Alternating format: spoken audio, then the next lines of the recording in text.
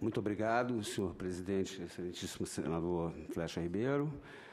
Gostaria, antes de mais nada, agradecer a indicação da senhora, excelentíssima senhora presidente da República, de meu nome, para exercer funções na República do Mali, assim como como os altos integrantes do escalão do Ministério das Relações Exteriores, ex-ministro de Estado, embaixador Figueiredo, e o atual embaixador Mauro Yecker Vieira. Falar sobre o Mali falar sobre um país desconhecido do grande público, inclusive de agentes especializados, analistas especializados do cenário internacional. O Mali é um dos grandes países do mundo, entre os 20 maiores, um dos maiores países da África, com seu mais de 1.200.000 quilômetros quadrados. Possui uma população de aproximadamente 15 milhões de habitantes, relativa a baixa densidade demográfica e bastante concentrada na parte sul do país, que reúne mais ao sul do rio Níger, que é o terceiro maior rio da África, e que reúne as condições mais propícias ao desenvolvimento econômico e de viver da própria sobrevivência das populações, com acesso à água, principalmente, que é um grande problema. O Mali é um país que possui 3 regiões geográficas distintas, uma grande parte no deserto do Saara ao norte, a região chamada do Sahel, que é uma região de transição entre o Saara e a floresta equatorial, no caso da África Ocidental, que é diferente da floresta equatorial da África Central, mas também igualmente é uma região chamada de rainforest, de florestas de alta pluviosidade, que é onde se concentra a população do país. O Mali, essa realidade, podemos dizer, fascinante, porque é um país que tem um patrimônio cultural pouco conhecido, fez parte dos três grandes impérios africanos. O primeiro, o império fazia o sul do Mali, fazia parte do Império Ashanti, bastante conhecido pelos movimentos da negritude brasileira, cujo centro de gravidade concentra-se em Gana, no atual país de Gana, e no momento posterior, isso do século VI ao século XII, da nossa era, e depois, no momento imediatamente posterior, do século XII ao século XVI, tivemos o Mali, principalmente já agora na parte do norte, conheceu um grande desenvolvimento cultural e econômico, com várias cidades que são patrimônio cultural da humanidade. Por exemplo, Timbuktu, que foi a sede do Império do Mali, um império multicultural sobre o qual, inclusive, se baseou posteriormente a formação, vamos dizer assim, populacional do país. É um país que é uma confluência de civilizações, com o elemento árabe, o elemento tuareg, principalmente, no norte, que são povos de etnias, vamos dizer assim, brancas, e passando por todas as transições com as etnias negras dos povos Pels, Songais, Malinques e outras. Essas são as principais etnias negras habitantes do Mali. E o francês é a língua oficial, porque é a única. Vários malineses do norte, por exemplo, não compreendem essas línguas do sul, e o francês é instituído pela Constituição como língua obrigatória e é falado no rádio, na grande imprensa, e isso possibilita, principalmente o rádio na África, para os que trabalham com a África, a fonte mais segura de conseguir notícias, né? Porque a imprensa escrita sofre uma censura severa. Não no Mali, particularmente, o Mali é um país de paradoxos. O Mali vive um momento democrático, com um presidente democraticamente eleito, após uma guerra civil bastante difícil, recente, que durou o ano todo de 2012 e metade do ano de 2013, ocasião em que a questão tuareg se fez presente, né? A questão tuareg é a seguinte, podemos descrever grosso modo como a seguinte. Os tuaregs são povos nômades, se organizam em clãs e que habitam o sul da Argélia, ou o leste da Mauritânia, norte do Mali todo, a região do sul da Líbia, o oeste do Niger. Então, a solidariedade deles não é tanto a um Estado, mas sim a seus clãs e aos membros de suas etnias, né? E os tuaregs pleiteiam de forma cíclica a sua independência desde antes do colonialismo, né? Os primeiros embates relativos à questão tuareg, onde os povos árabes e berberes entraram, pegaram carona, vamos dizer assim, nesses pleitos, datam de tempos imemoriais, da idade, logo após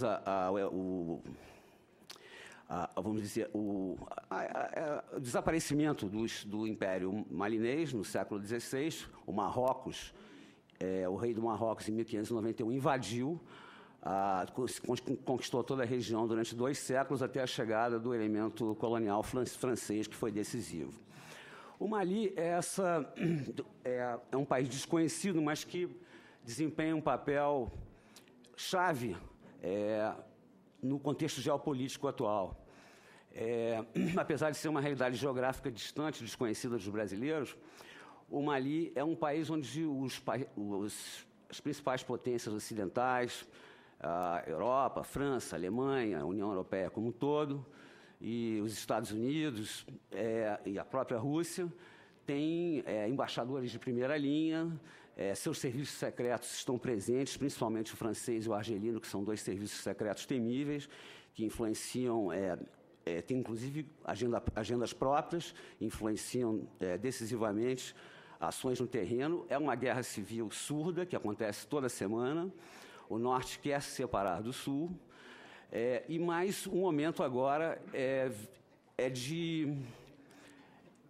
vamos dizer, estamos vivendo um momento cíclico de reaproximação, de uma tentativa de salvar o Estado do Mali. A salvação foi a 3ª mediação que a Argélia conduziu em Argel, na capital Argel, com atores da União Europeia, com atores da União Africana, a própria ONU, e essas negociações conduziram à à confecção de um acordo de paz que foi rubricado unicamente até agora. O prazo final se esgota esse mês, dado pela comunidade internacional, que está exercendo grande pressão sobre os grupos separatistas. Dentro dos grupos separatistas principais, legítimos, considerados legítimos, que incorporam os anseios dos grupos das etnias tuaregs e árabes, há o elemento da jihad, né, da Guerra Santa Islâmica. Existem 4 ou 5 grupos, a Al-Qaeda no Magrebe Islâmico, o Movimento para a Unificação da Jihad na África Ocidental, que, apesar de congregar cada um entre 1.000 e 2.000 pessoas, tem capacidade de mobilização, conforme o acerramento da crise, e então o elemento da jihad está sempre presente. Os grupos separatistas principais estão sendo instados a assinar o acordo e se dissociar desses elementos no terreno. E o momentum parece favorecer isso. Tudo indica que vai haver essa assinatura, e isso vai possibilitar ao Estado malinês salvar a sua face unitária, né? Porque a religião, vamos dizer, praticada toda a África Ocidental é a linha sunita. A linha sunita, como sabemos, é uma linha que pode tanto ser laica e secular, quanto pode chegar ao arabismo, por exemplo, que são 4 escolas principais sunitas, uma das quais o arabismo praticado na Arábia Saudita, que é a mais radical, a linha mais radical. E os sunitas reconhecem a sucessão de Maomé através de grandes califas, né? Não há uma sucessão hereditária como os xiitas A palavra xiita vem do cismo, né, da palavra grega, que é adotada no Ocidente, e foi o cismo em 661, ocorrido com a morte do genro de Maomé. E os xiitas, então, estabeleceram um clero, e a grande diferença entre o sunismo e o xiismo, vamos dizer assim, é que no xiismo há um clero que se ocupa da parte espiritual, enquanto no califado o califa reúne poderes de fazer a guerra, poderes econômicos e poderes espirituais. Então, é um líder completo, né? E há vários elementos das etnias tuaregues e berberes que desejam estabelecer um califado no norte do país. E isso é uma fonte de permanente preocupação, principalmente para os países que tem a França, por exemplo, tem 6,5 milhões de muçulmanos, nossa população de 60 milhões de pessoas, 1/10 da França constituído de muçulmanos. Esse elemento muçulmano está bastante presente também na Espanha, na Itália, na Suíça, e reúne potencial, através de indivíduos radicais, de desestabilizar mesmo essas sociedades. O Mali, como já descrevi, é um país que enfrenta movimentos cíclicos e se encontra na sua terceira república. Eu vou passar direto agora à parte da relação bilateral, porque se não se deixar, eu falo sobre o Mali aqui e não terminaremos nunca, né? Então, a relação bilateral com o Mali é uma relação com potencial surpreendente. As exportações são de baixa monta. No seu auge, em 2005, atingiram um nível de 3,5 milhões de dólares. Os principais produtos exportados brasileiros são os frangos congelados, os produtos de confeitaria e as ligas de alumínio, que são utilizadas para processamento de outros produtos. É claramente uma triangulação de mercados. Eles importam as nossas ligas de alumínio e repassam a outros países, porque o Mali não tem a capacidade industrial ainda. Poderia ter, porque tem uma elite que poderia dominar todos esses processos, mas a situação de instabilidade faz com que o Mali mantenha o seu perfil de um país essencialmente de agricultor, né? Nesse ponto, o Mali é uma potência. O segundo maior produtor de algodão da África. O algodão do Mali é de alta qualidade, é importado por outros países africanos. Todos esses tecidos coloridos que vemos na África Ocidental vêm do Mali. E o Mali é o terceiro, na parte de recursos minerais também é uma potência. É o terceiro maior produtor de ouro da África, o ouro de alta qualidade. E o país tem muitos. Essa parte de recursos minerais também é a outra fonte de preocupação geopolítica das potências ocidentais com relação ao país, porque na parte norte, justamente, do Mali, os geólogos já fizeram estudos e já detectaram a existência de jazidas de urânio, de tungstênio, de bauxita, ferro. É um país que tem um grande potencial mineral. Então, e petróleo e gás, claro, né? E principalmente o gás natural, que é de alta qualidade. Logo na fronteira, a vizinha Argélia explora consegue, como tem maior estabilidade, logra explorar esses recursos a pleno. E o Mali tem esse potencial. Então, é uma guerra surda ali por aquele território, né? E se evita todo o risco que ele caia em mãos como caiu durante o ano todo de 2012, aqueles que viram o filme, por exemplo, Timbuktu, que passou, mostra a realidade que o MNLA e os outros dois grupos principais separatistas tomaram o poder e um mês depois foram tocados para fora das 3 grandes cidades do país pelos grupos jihadistas, porque os grupos jihadistas são organizados, têm armamento pesado, têm capacidade de persuasão, conquistam a juventude e ali tem uma alta capacidade de aliciamento e de mobilização no terreno, com táticas de guerrilha, de guerra mesmo. E, então, eles lograram estabelecer o controle sobre as principais cidades do norte, coisa que ocorre até o momento. O exército malinês sofreu uma derrota após a eleição do novo presidente no processo com o cessar-fogo da Guerra Civil, patrocinado pela ONU, foram convocadas eleições para presidente da República e o atual presidente, por intermédio de seu primeiro-ministro, achou que teria condições de conquistar o norte com uma força expedicionária de 2.000 soldados, bem equipada, mas ele invadiu o norte e foi uma derrota total, foi considerado um desastre. Isso serviu de pretexto para mais um acirramento da guerra e o resultado final é que Bamako, a capital, não controla o norte do país. Esperamos que essa situação ocorra agora com a assinatura do acordo.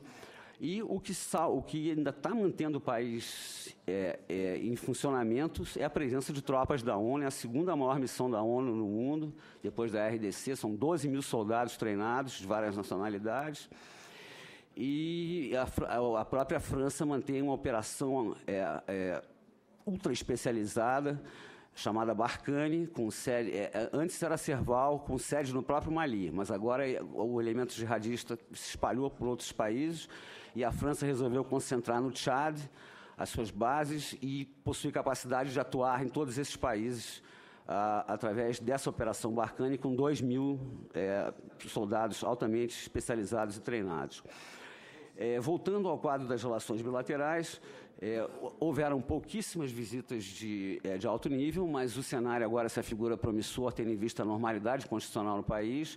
O chanceler malinês, Abdoulaye Diop, é um grande admirador do Brasil, já esteve aqui recentemente, e esse mecanismo criado pelo Itamaraty, super importante, chamado ASA, o Agrupamento América do Sul África, que inclusive teve uma grande reunião há 2 ou 3 semanas atrás, presidida pelo nosso próprio secretário-geral, aqui em Brasília.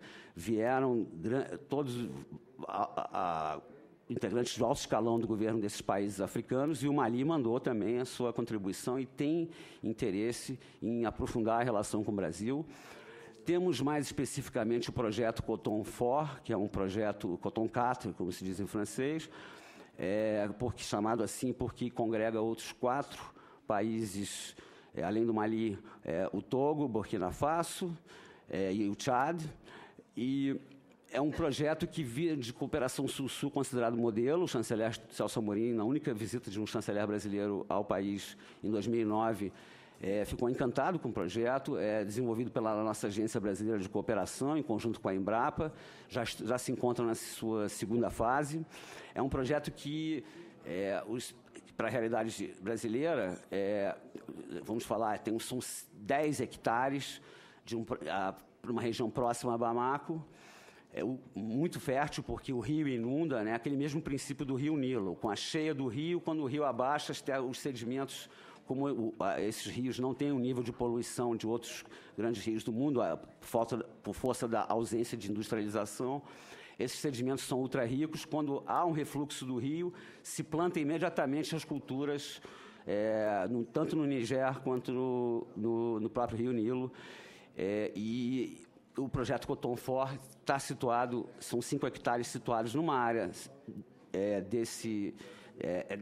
dessas características, e é um projeto considerado modelo. Nós plantamos algodão, a Embrapa participa também, participava inclusive com um técnico em loco, mas conseguimos treinar técnicos locais que falam português perfeito, e estão sempre em contato com a embaixada, e são desenvolvidas sementes resistentes ao clima específico do Mali, que pode chegar a 50 graus durante o dia, e como temperatura de deserto, e 20 graus à noite, 15 graus no inverno. E então essa alta amplitude térmica determina um determinado tipo de sementes, tanto para o algodão, plantamos também o milho, e também o sorgo e outras culturas. Então, resumindo, há potencial de comércio também, já há contatos da Embraer com o ministro da Defesa, a pedido do próprio ministro da Defesa do Mali, que esteve aqui recentemente, há 2 semanas atrás. Está se iniciando esse processo de uma possível exportação de aeronaves brasileiras para a Embraer. Só esse contrato já valeria o funcionamento da embaixada, que é uma embaixada barata. Eu sou o único funcionário da missão diplomática, pelo momento. Faço desde as comunicações, contabilidade, político, econômico. Somos nós todos, não apenas eu, temos essa característica versátil, né? Transitamos pelos todos os setores do Ministério, e aí isso nos dá muita cancha fora, graças a Deus. Era isso, mais ou menos isso que eu tinha a falar sobre o comércio, sobre a parte política, e eu me coloco, então, à disposição dos senhores, caso, eventualmente, tenham alguma dúvida ou desejem formular alguma pergunta. Muito obrigado a todos.